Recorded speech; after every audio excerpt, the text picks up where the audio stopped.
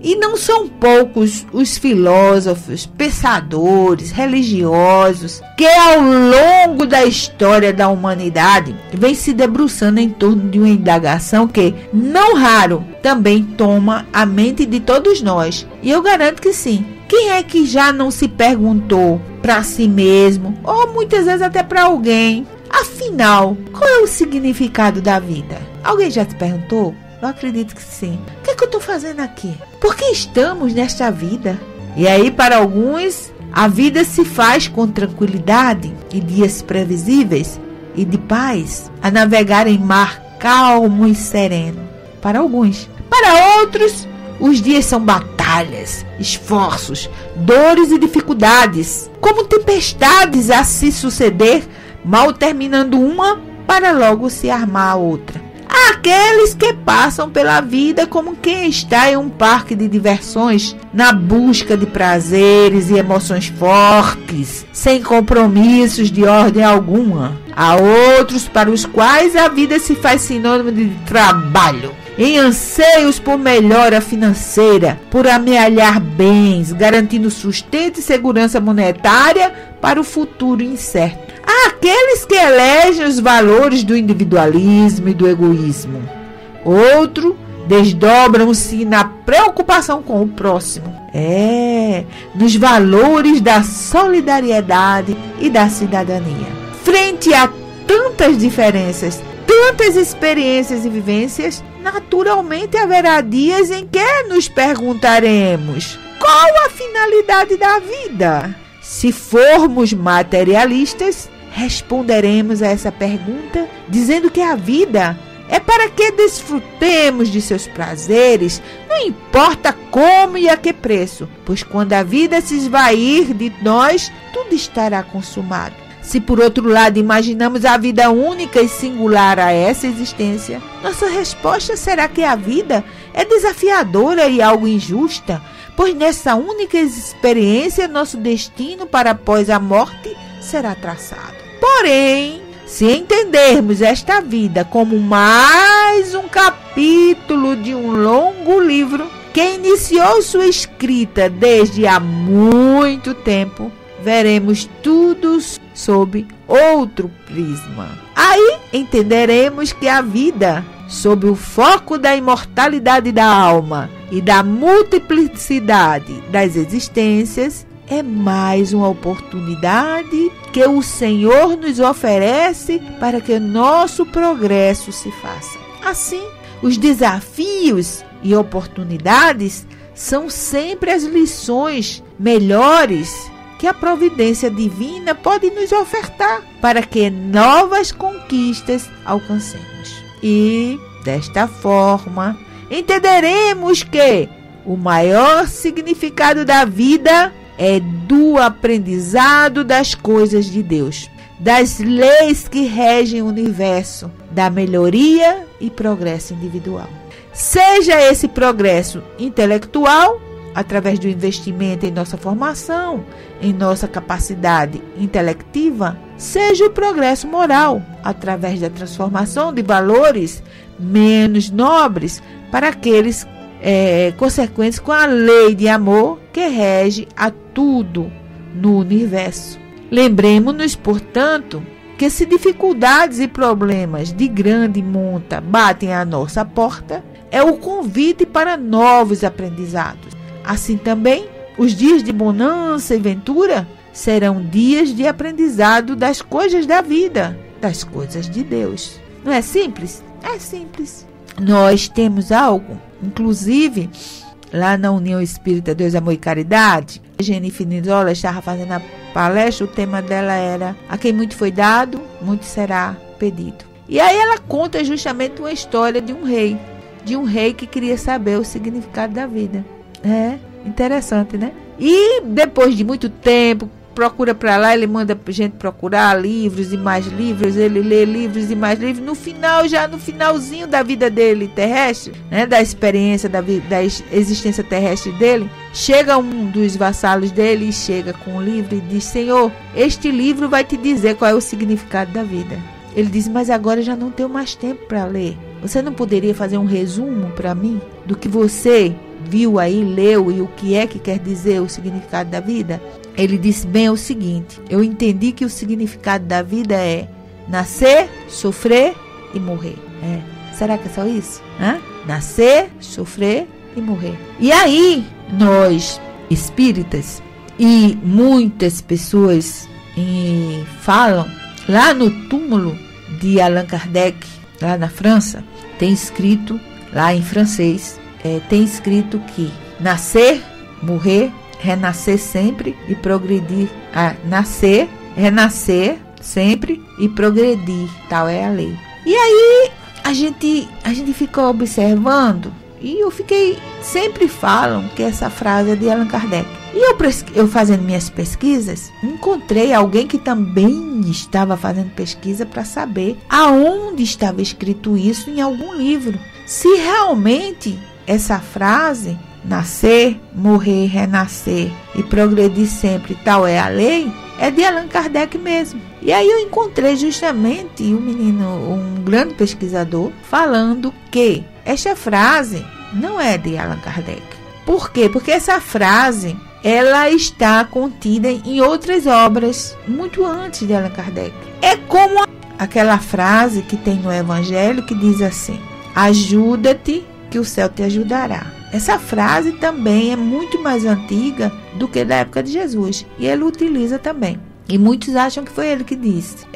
Uma outra frase, que é fazer aos outros o que gostaria que fosse feito a você, que está no Evangelho de Jesus, também não é algo que veio de Jesus nesse sentido. Não foi ele, não é novidade ele falar isso. Essa frase já se encontra no Velho Testamento e encontra-se também em outras grandes tradições religiosas, muito antes dele, 5.000 anos antes dele, na Índia, no Egito, na China. Então, muitas coisas que estão nas grandes tradições religiosas, que estão muito antes de Jesus, são frases que a gente, não estou querendo dizer que essas frases não têm um significado profundo e importantíssimo para nós. Vejam, vocês vão ver, entender que essas frases são bem mais importantes mesmo. Por quê? Porque são frases que não veio de uma só pessoa.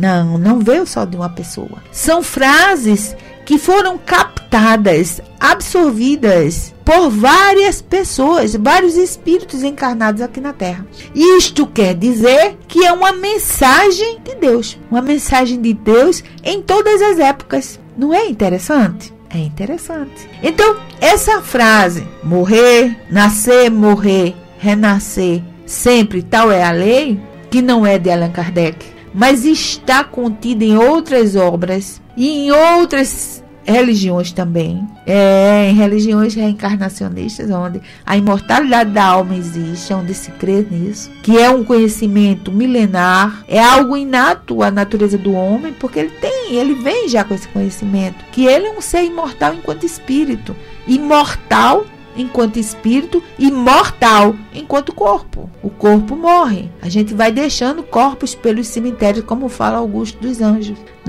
no Parnaso de Além Túmulo, em uma poesia dele que ele traz depois de desencarnado. São frases que a gente vai olhar e vai ver que tem um peso bem maior do que a gente imagina. Não foi só um enviado só que trouxe ela, foram vários. Então são ensinamentos que realmente vêm da parte de Deus para conosco. É o nosso Pai falando conosco em várias épocas da humanidade. Veja como é interessante. E essa frase que está lá no túmulo de Allan Kardec, que Emmanuel reforça e diz que essa frase é do Espiritismo. Por quê? Por que é do Espiritismo?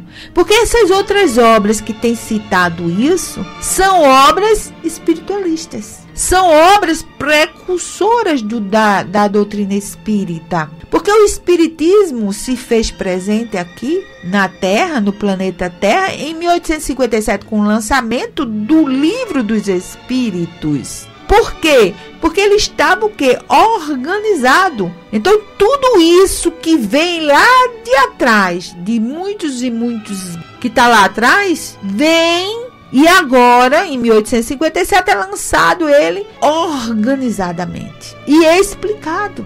Então, A frase é do Espiritismo por isso, porque já vem de longe. A gente vai tomar conhecimento através dos livros de Platão, que Sócrates não deixou nada escrito. Quem escreveu foi Platão, que era um dos discípulos dele. Você vai olhar o pensamento de Sócrates, que Platão passa para o papel, são quase que idênticos. Não nas palavras, mas tem a mesma essência do conhecimento da doutrina espírita, da imortalidade da alma. Acredita que existe algo.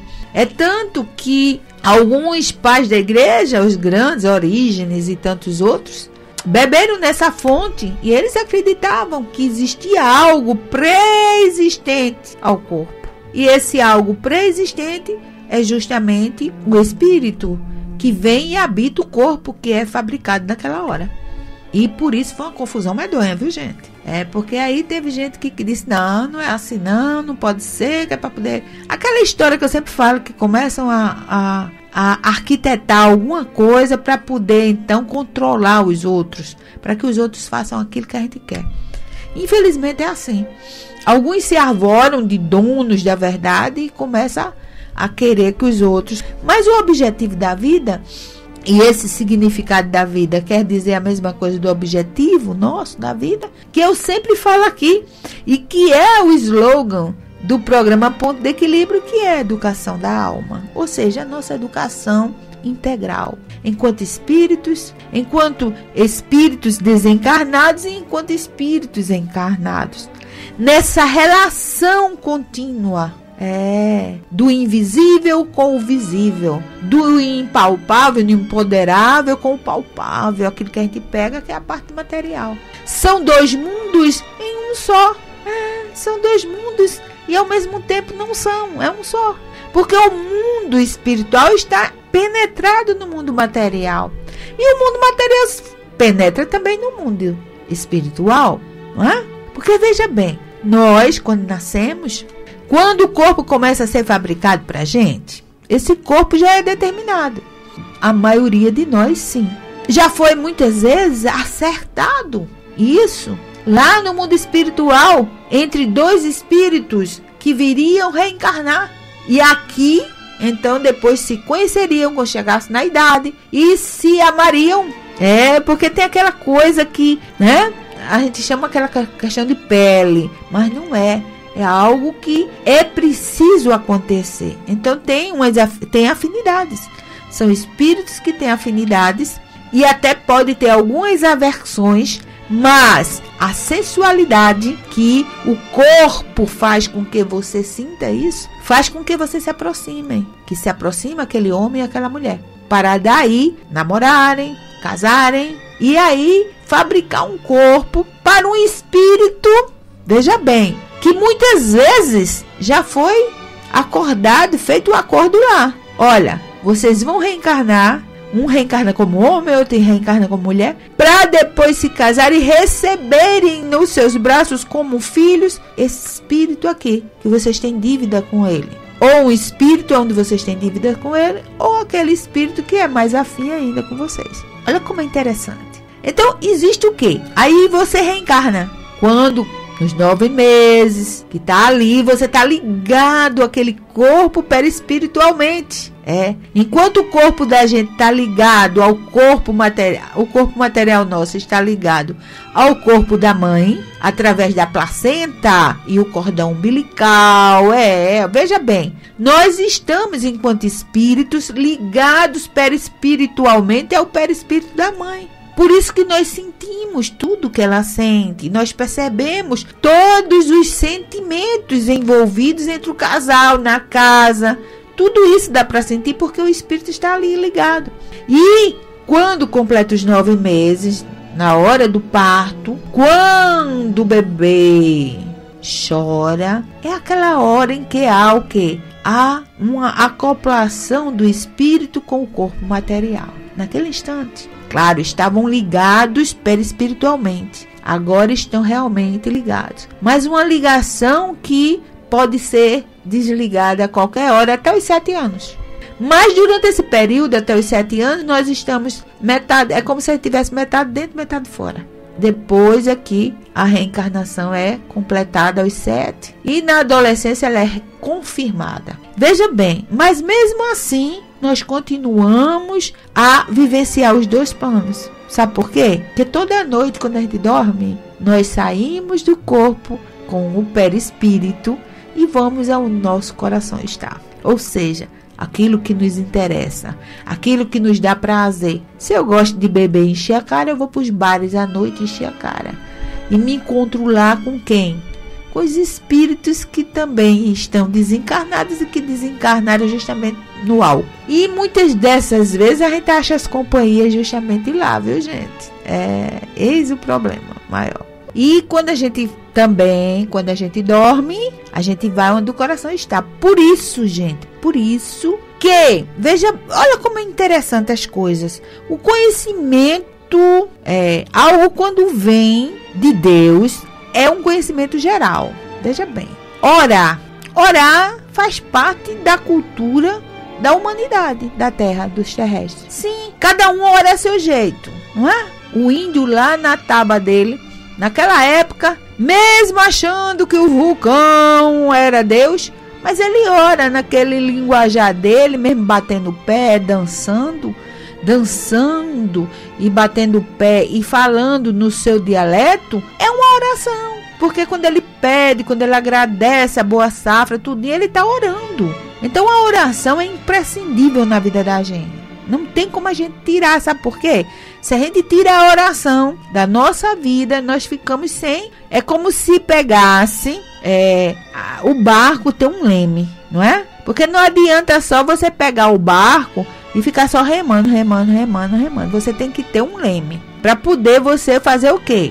Para poder você realmente guiar o seu barquinho para o local seguro. E para que a gente possa guiar o nosso barco, que seja esse barco sendo a nossa vida, as nossas decisões, né? A resolução dos nossos problemas, nós precisamos ter um leme que é a oração. Porque essa oração faz com que o nosso leme realmente encontre o ponto certo, o ponto de equilíbrio, para que a gente alcance as nossas metas, para que a gente alcance os nossos objetivos, para que a gente chegue ao final, né, do caminho que a gente traçou. Por isso que se recomenda orar quando acorda, quando retorna ao corpo, né, de manhãzinha, e à noite, antes de dormir.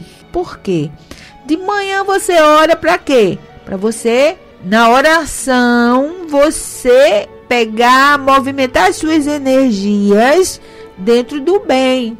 Porque quando você ora, você se liga com a divindade. E essa ligação com a divindade cria ao seu redor energias boas, energias calmantes, energias balsamizantes, energias que vai te dar uma condição de manter-se calmo ou ver o farol. Porque muitas vezes a pessoa fica cega, não é? E à noite também. Porque à noite, quem dorme, quem repousa é o corpo material.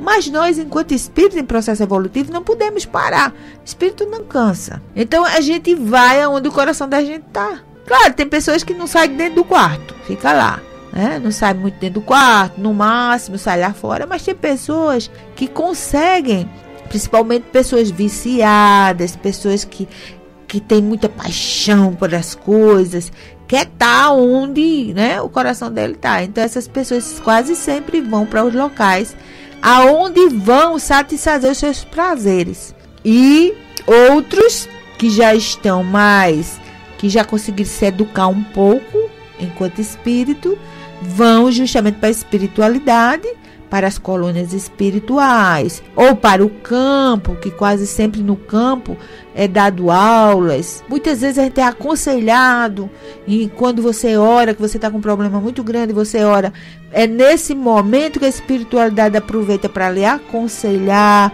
para mostrar os caminhos que você deve trilhar. Ele sempre mostra o caminho do bem. Vai mostrando, olha, se você fizer assim, vai dar isso, vai ser bom tudinho. Mas eles deixam também a gente ao nosso livre-arbítrio. E aí a escolha é nossa. Aí você diz assim, mas quando a gente acorda, a gente lembra? Muita coisa não lembra, mas fica no inconsciente. E na hora que você precisa, é acionado e vem a sua memória. E você diz, eu tive uma ideia. Menina, como eu não pensei nisso antes? A coisa estava aqui, se fosse uma cobra tinha me mordido. Por quê? Porque você lembrou o conselho que você recebeu. Mas a gente precisa, lembra da frase que eu disse lá atrás? Ajuda-te que o céu te ajudará. E a nossa ajuda para nós é justamente a oração. É a gente crer, é a gente acreditar. E a gente se envolver nisso. Não é ficar de fora, não. Como se a gente não tivesse parte naquilo. Ainda ontem a menina chegou para mim e disse, olha, eu tô com um problema muito grande. Faz o seguinte, Amália, ora para mim. Para o negócio dar certo, para sair do jeito que eu quero. Eu digo, ora em você. Aí ela olhou para mim, eu digo, sim, o problema é seu. Você é quem sabe. Você é quem sabe onde o seu sapato aperta. Como é que eu vou orar com sentimento para uma coisa que não sou eu que estou passando? Eu posso orar para pedir a espiritualidade para ela ajudar, tudo bem. Mas eu garanto que a sua prece, com o sentimento profundo, é mais ouvida. Agora, claro, se aquilo que você está pedindo não vai fazer o teu bem, vai piorar a tua situação, claro que você não vai receber a resposta que você espera. Muitas vezes a gente recebe uma resposta totalmente diferente. E a gente às vezes diz, mas eu pedi tanto e não veio. Gente, muitas vezes, é como diz a história, né? Um não de Deus é um sim melhor que pode existir. Porque esse não vai fazer com que tu melhores mais. E aí, voltando ao nosso significado da vida, justamente é esse aprendizado das coisas de Deus. Olha, não é? Um dos aprendizados das coisas de Deus é orar. É se ligar a Ele. É, ligar a tomada. É, pegar ali, ligar o interruptor com Ele. E a prece é esse instrumento. Esse instrumento que nós temos quando estamos encarnados no corpo material ou não. Ela sempre, a prece, vai ter que estar presente. Que estejamos aqui na Terra, que estejamos em outro planeta. Que sejamos espíritos já felizes, porque a prece vai estar presente na nossa vida. Por quê? Porque mesmo sendo espíritos felizes, nós vamos orar para cada dia a gente poder dar mais um passo na felicidade. E agradecer, fazer uma prece de agradecimento justamente a quem? A inteligência suprema, causa primária de todas as coisas que nós chamamos de Deus. Nós precisamos aprender, e esse aprendizado é a prática, é o exercício das coisas de Deus. E essas coisas de Deus também está. Como é que a gente sabe essas coisas de Deus? Aonde é que estão essas coisas de Deus? Estão nas leis que regem o universo. E que leis são essas? São essas leis que de tempos em tempos um enviado vem, reencarna, habita o planeta Terra e recebe essas intuições, ou recebe diretamente ou através do pensamento só. E são formuladas essas leis. Uma das primeiras leis que nós recebemos foi os 10 mandamentos, que foi entregue a quem? A Moisés. São as leis. Depois vem Jesus e resume aquelas 10 leis que Moisés recebeu em 2. E depois agora, gente, a gente tem o Espiritismo, que o Espiritismo não é algo que seja de um grupo ou de um determinado povo, não. O Espiritismo é da Terra. O Espiritismo é algo que é de Deus, que veio para todo mundo. Por quê? Porque nele está inserido essas leis. Essas leis estão sendo mais explicadas, mais esmiuçadas, para que a gente compreenda melhor e consiga colocar em prática. A princípio, a coisa foi assim, no geral. Agora ela vem mais especificamente. Aí você diz como? Nós temos no Livro dos Espíritos, que é aquele livro que eu disse a vocês, que foi lançado em 18 de abril de 1857, que não é de Allan Kardec, não é dele o livro, ele é o organizador. O livro é do espíritos. Porque se assim não fosse, era o livro de Allan Kardec. Mas não é. É o livro dos espíritos.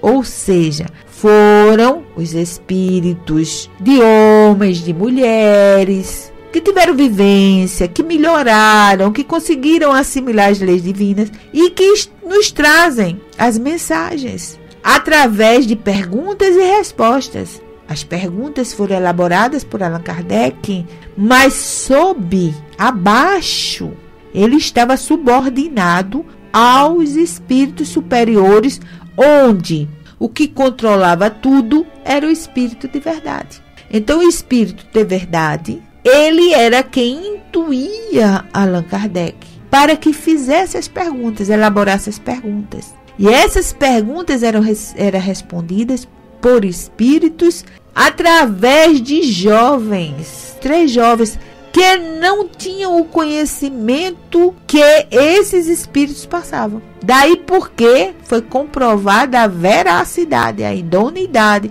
daquelas respostas. Porque aquelas jovens não tinham conhecimento nem capacidade para inventar, vamos dizer assim, criar as respostas no nível que é as respostas, que fala de tudo. Então, essas leis que regem o universo estão lá. Conhecer o magnetismo é imprescindível para qualquer pessoa que queira compreender justamente essas leis universais. A lei da gravidade é importantíssima para a gente conhecer. Conhecer a astronomia é algo fantástico para poder você entender tudo isso. Magnetismo, gravidade, a lei da relatividade.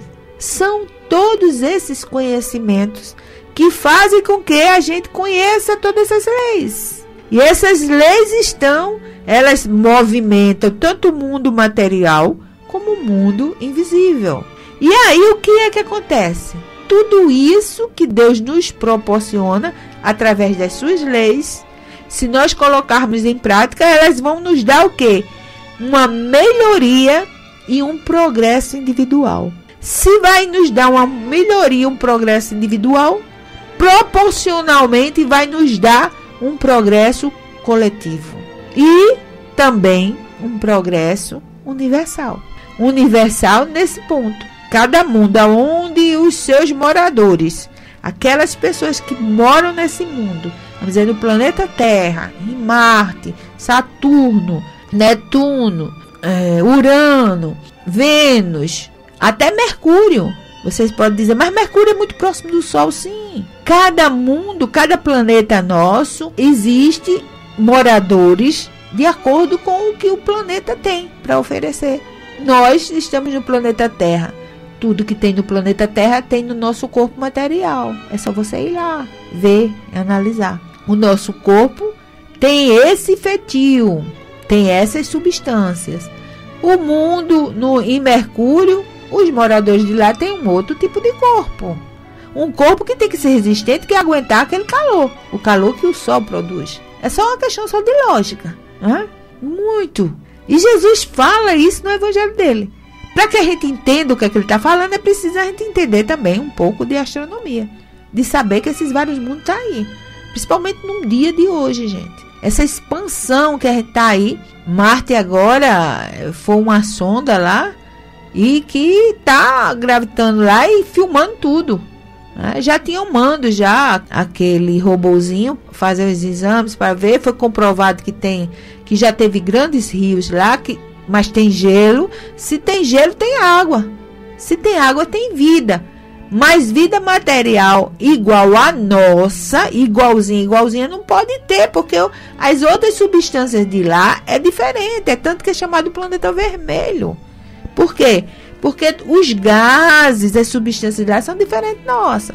Nós temos o que? Oxigênio, hidrogênio, blá. Lá deve ter outra coisa.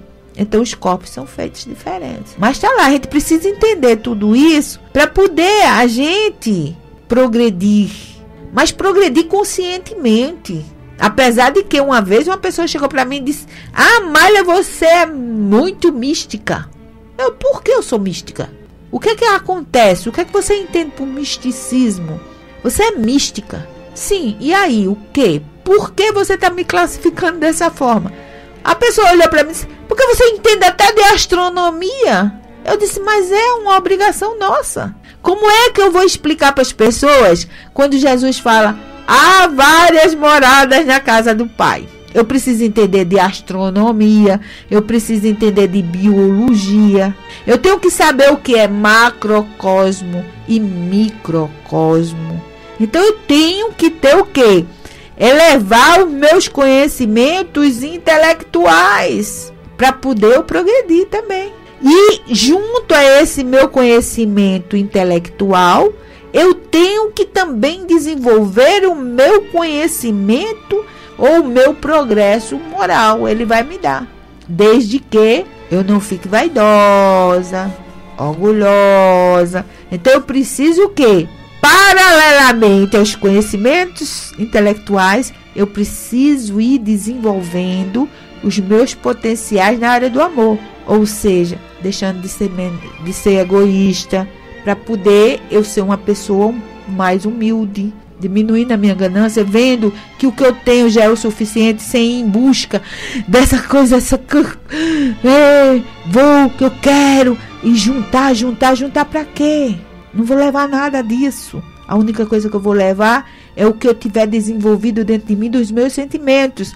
Ter trocado, gente, os meus sentimentos maus por sentimentos bons, de amor, de amizade, de fraternidade, de solidariedade. Desenvolver o meu DNA divino que está em cada um de nós, que é o DNA de Deus. Se Deus é amor, nós precisamos desenvolver esse amor.